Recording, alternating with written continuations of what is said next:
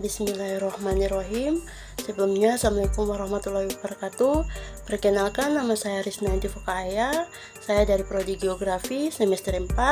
Di sini saya akan membahas tentang geologi pantai yang berjudul tentang arus dan gelombang.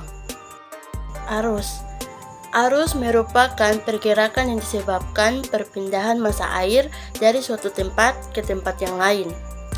Gerakan arus perairan dibangkitkan terutama oleh angin yang berhembusan dan topografi muka air laut. Arus laut yang disebabkan karena tiupan angin merupakan arus permukaan yang disebut drift.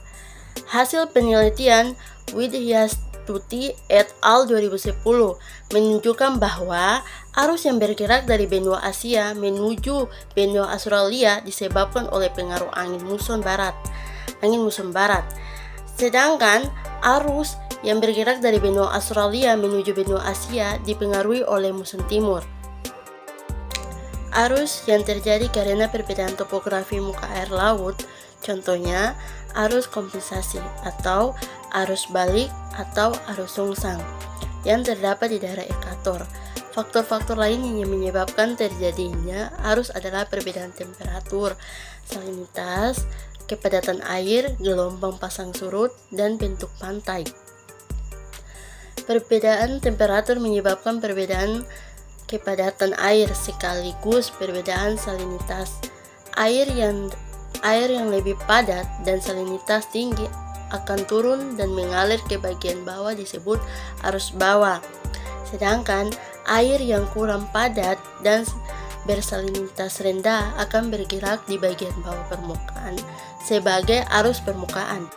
Arus laut dapat terjadi di daerah samudra, ocean curut, dan pesisir.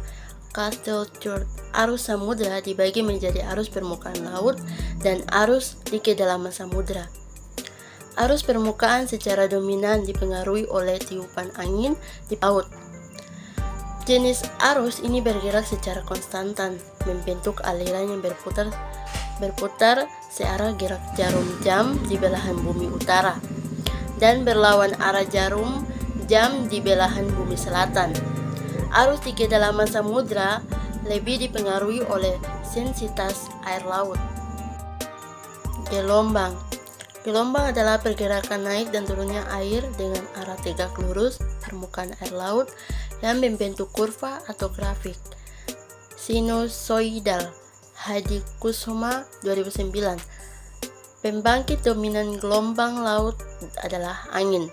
Faktor lain penyebab gelombang adalah gaya tarik-menarik bumi, bulan, matahari. Gempa ataupun gelombang yang disebabkan gerakan kapal. Gelombang yang disebabkan angin dapat menimbulkan energi untuk membentuk pantai, menimbulkan arus, dan smart dan transport sedimen.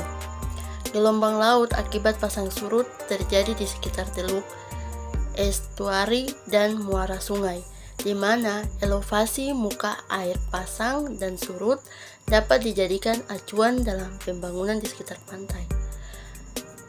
Tsunami merupakan gelombang akibat letusan gunung atau gempa di dasar laut.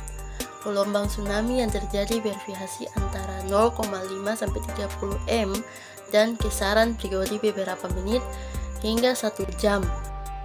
Itu saja hasil materi saya. Kurang dan lebihnya saya mohon maaf.